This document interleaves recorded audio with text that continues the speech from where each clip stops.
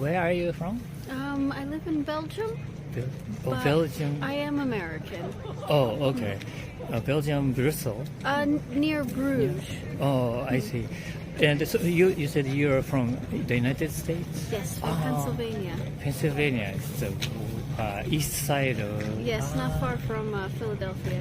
Oh, okay. So you moved to Belgium? Yes. Oh, okay. And you're here as a tourist in Japan? Yes, so this is my 4th time in Japan. Oh, fourth time? Yes. Wow. Okay, so you're very interested in Japan, or you... Particularly the Japanese ceramics. Ceramics? Yes. Like a pottery and stuff? Oh, so you're an artist or something? I guess so. I make ceramics, yeah. Oh, good. And so when is the first time in Japan? 2019. Right before COVID. Okay. Since then, you're frequently then visiting? Yeah, I've been coming back and forth to study the ceramics specifically. Oh, I see. Oh, studying.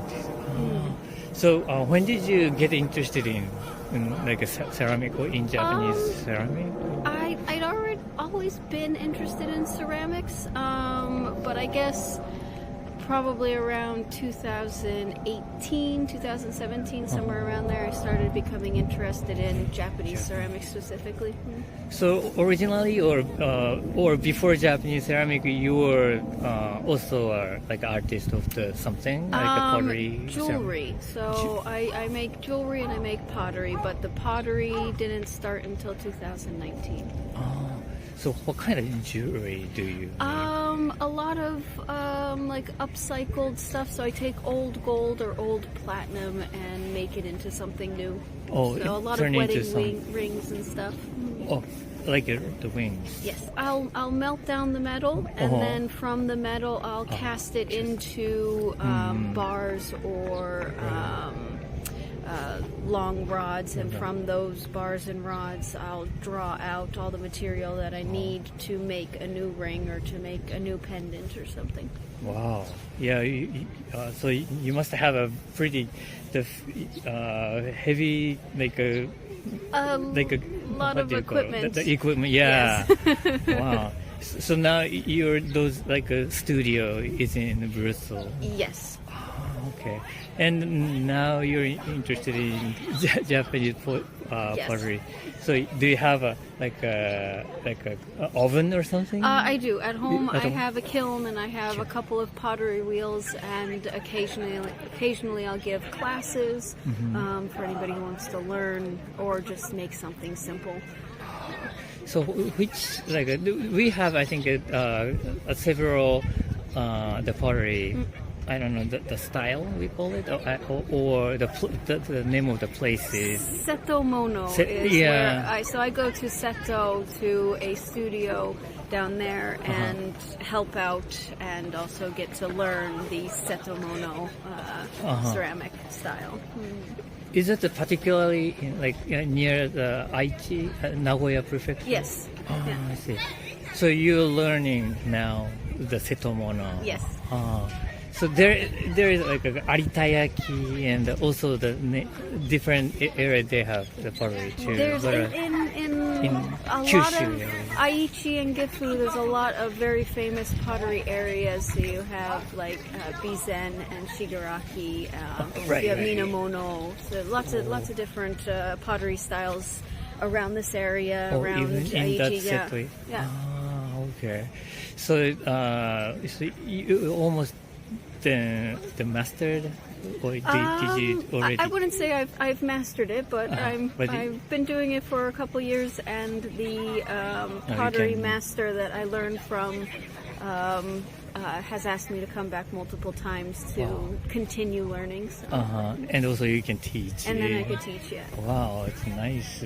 So do you speak Japanese too? I'm learning the language. I wouldn't say that I am by any means fluent, but I can order something in a restaurant and be understood. Okay. How do you like it in Japan?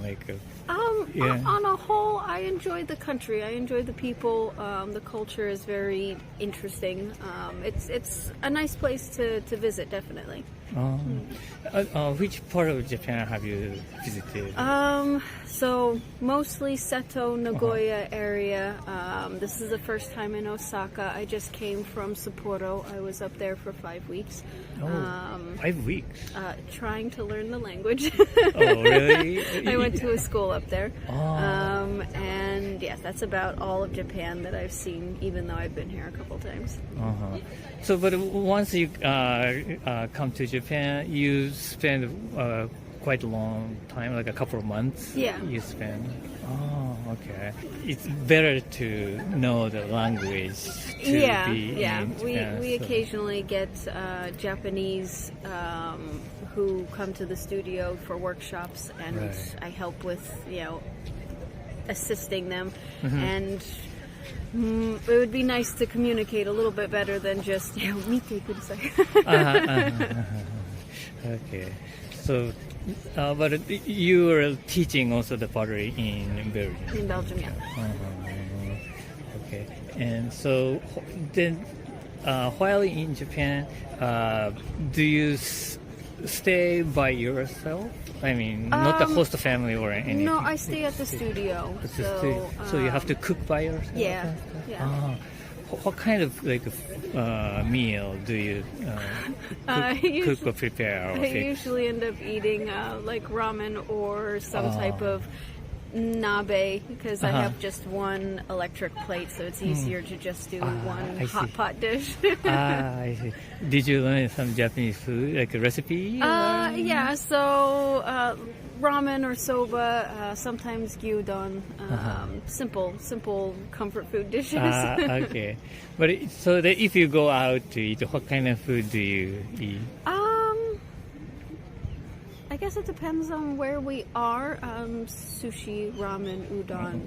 Those basic, the shops you find all over the place.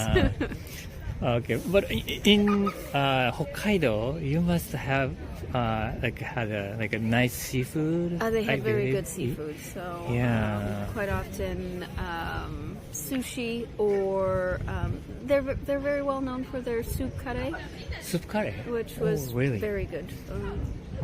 And Sapporo has their own specific ramen. The name is pretty popular, Sapporo ramen. Yeah. But I'm not really sure what the difference between, I think the noodles are made with more egg than normal. There's something with the noodles. I couldn't say specifically. Something about the noodles. Something about the noodles. Okay. So, have you ever been to other Asian countries? No, Japan's the only one. Oh, really? Okay. And so, which a part of Japan you were interested in going in the future? I'd really like to visit. What is it? Yakushima Island? Oh, just down south. Yeah, down south. Island. To go hiking and just see a little bit more nature than big cities. Have you encountered any difficulties with Japanese culture or rules or manners, or those kind of things? I don't really have an issue with any of the, I guess, cultural rules of being quiet on the train and everybody kind of keeps to themselves. I've never been in a position where I did something wrong and I was told off for it. So for me personally, it's been okay here culture-wise. We haven't had any clashes. So you felt the differences, but it's not difficult to adapt, or you can feel the differences, but for me it was okay to adapt to it. Yeah, okay. So easy to stay. Okay. Well, thank you so much. This is all about it. But it was very fun talking to you. It's more specifically the pottery. Thank you. Yeah, I hope that the Japanese pottery is getting more more how do you say it? It's more internationalized yeah, or a little something bit more popular, and it seems to be catching on a bit. More and more people are becoming interested in it. Oh, really? A lot of people come specifically to Japan for the pottery. There's sort of like a pottery walk that you can do throughout Aichi and Gifu and just visit all of the towns. And we get a lot of people at the studio who stop by because they're visiting all the pottery towns.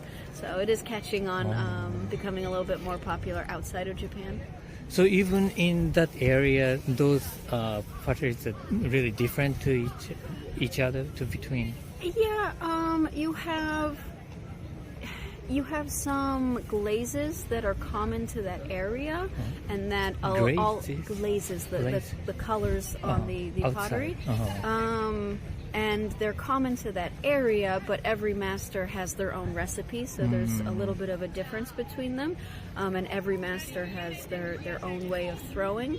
But you also have a lot of the younger generation potters that are developing their own styles outside of the traditional styles. Wow. So when you visit the studios, every studio has different pottery. Oh, I see. Well, thank you so much for your information. I am a Japanese here from the States. You're teaching our culture. Well, thank you so much again. It was very fun talking to you.